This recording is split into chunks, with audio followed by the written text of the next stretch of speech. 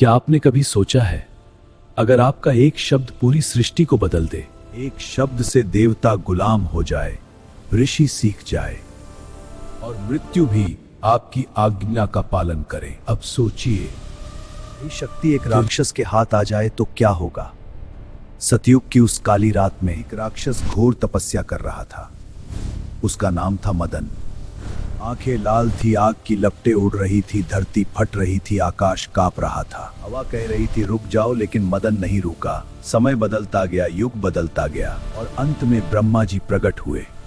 मदन से कहा, वरदान मांग पुत्र। मदन ने सिर उठाया, उसकी मुस्कान में विश्व था। हे ब्रह्मा जी, मुझे ऐसी वाणी दीजिए जो मैं बोलूं लकीर बन जाए, वही सत्य बन जाए। जो मैं बोलूं और कोई उसे बदल ना सके। ब्रह्मा जी ने कहा, तथास्तु। और उसी समय सृष्टि की नील हिल गई। मदन की हंसी तीनों लोक में गूंज उठी।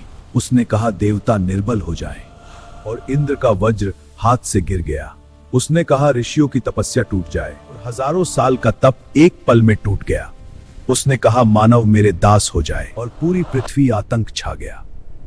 अब तलवार की आवश्यकता नहीं थी, नहीं युद्ध की आवश्यकता नहीं थी, केवल एक शब्द, सब कुछ समाप्त। और देवता डर हो गया और छींपने लगे।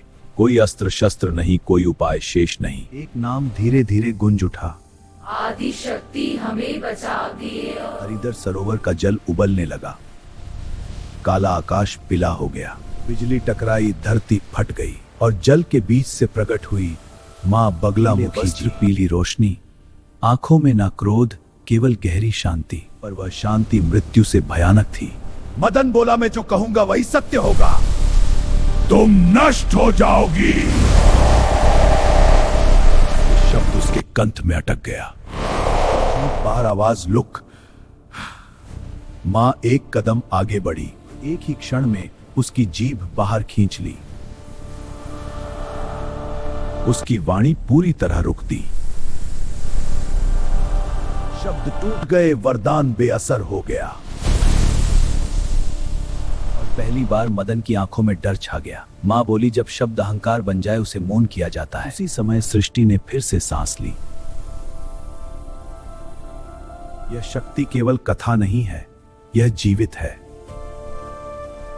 मां बगलामुखी धाम, हरिद्वार, बनखंडी। भक्त मानते हैं कि सच्ची श्रद्धा से की गई साधना से विवादों में विजय मिलती है और नकारात्मक प्रभाव कम होते हैं। आप देख रहे थे बीडी पंचाल भक्ति मोटिवेशन। भक्ति से जुड़े रहें। जय श्री महाकाल।